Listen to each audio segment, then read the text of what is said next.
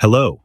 Today we will solve a question from the TOEFL reading section, focusing on the read and email question type. We will practice understanding everyday notices, identifying rules, instructions, or key conditions, and selecting the most accurate answer based on practical, real-life written information. Welcome back to our classroom. I am so excited to guide you through another practical reading task. Mastering these email questions is a fantastic way to boost your score because they appear frequently and test your ability to spot details quickly. Let's dive in and sharpen your skills together. If you are enjoying these lessons, please subscribe to My TOEFL to support the channel. Join our learning community today and never miss a tip that could help you succeed. oliver.mills47@gmail.com. We start by looking at the to line. This tells us exactly who the message is for. As a reader, checking this helps you understand the audience. Since it is addressed to a specific person, oliver.mills47@gmail.com, we know this is a personal notification, likely containing instructions or updates meant specifically for him. westbridge.trainingcenter@gmail.com. Next, we look at the from line. This identifies the sender. Knowing the source is important for context. Here, the email comes from westbridge.trainingcenter@gmail.com. This tells us the message is official and comes from an educational or training institution, so we can expect formal information about a course. February 7th, 2026. The date line, February 7th, 2026, is crucial for understanding the timeline. In TOEFL tasks, you must always compare the email date with any deadlines or event dates mentioned in the text to see how much time the recipient has to react. Schedule update for presentation skills course. Now look at the subject line. Schedule update for presentation skills course. This is your first major clue. It summarizes the entire message. Before reading the body, we already know the purpose is to announce a change in timing for a specific class. This helps us focus on finding the new time details immediately. Dear Oliver.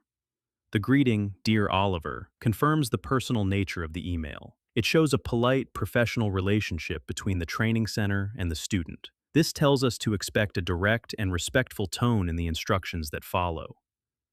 We would like to inform you about a change in your presentation skills course schedule.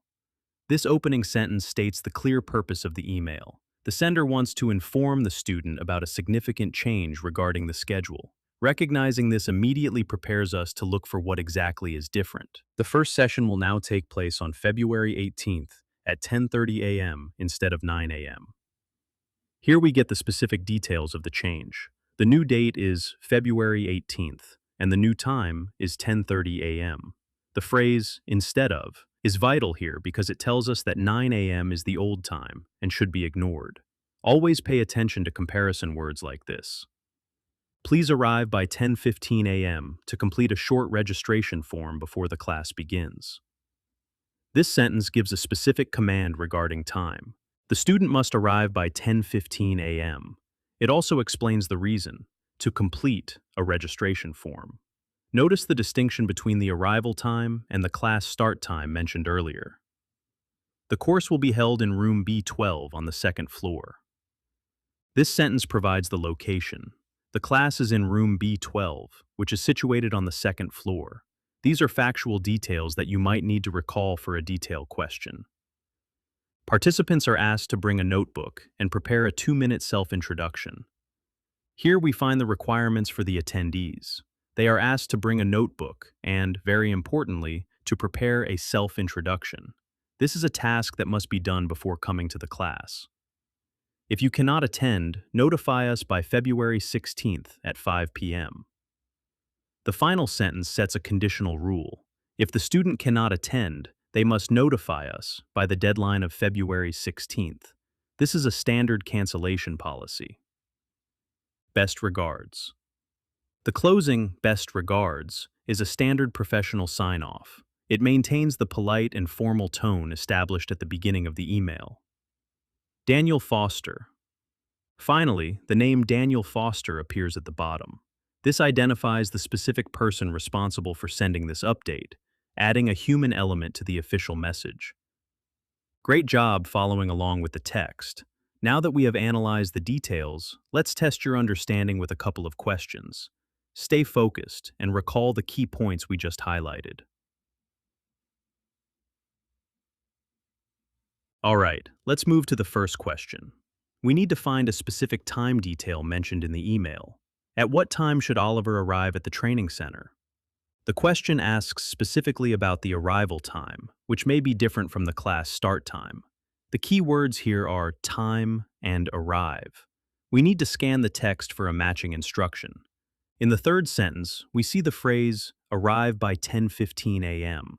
This looks like our answer, but let's check all options to be sure. Let's take a closer look at option A, 9 a.m. Option A suggests 9 a.m. In the text, we saw this time in the phrase, instead of 9 a.m. This indicates it was the old time, not the new arrival time. Therefore, this option is incorrect. Incorrect. Now, let's take a closer look at option B, 10:15 a.m. Option B says 10:15 a.m. This matches perfectly with the instruction in the text. Please arrive by 10:15 a.m. This is the specific time requested for registration. Correct. Now let's take a closer look at option C, 10:30 a.m. Option C is 10:30 a.m. The text states the session will take place at 10:30 a.m.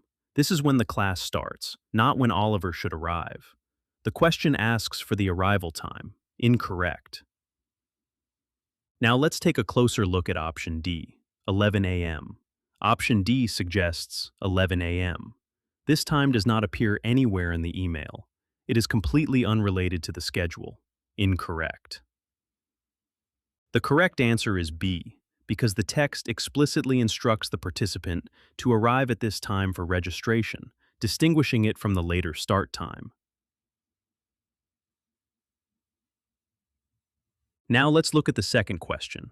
This one asks about a specific task the student must do beforehand. What must Oliver prepare before attending the course? This question asks about a requirement to be completed before the class. The key words are prepare and before attending. We need to look for a task assigned to the participants. In the fifth sentence, the email says, prepare a 2-minute self-introduction. Let's see which option matches this. Let's take a closer look at option A, a written exam summary. Option A is a written exam summary.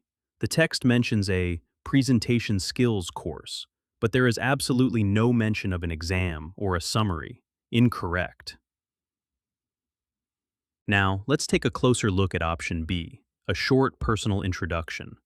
Option B is a short personal introduction. This aligns perfectly with the instruction in the text to prepare a 2-minute self-introduction. A self-introduction is a personal introduction. Correct.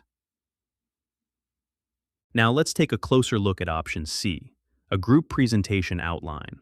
Option C suggests a group presentation outline. Although the course is about presentation skills, the specific task assigned is individual, a self-introduction, not a group outline. Incorrect. Now let's take a closer look at option D, a completed feedback form. Option D is a completed feedback form. The email mentions a registration form to be done upon arrival, not a feedback form. Also, feedback forms are usually done after a course, not prepared before. Incorrect.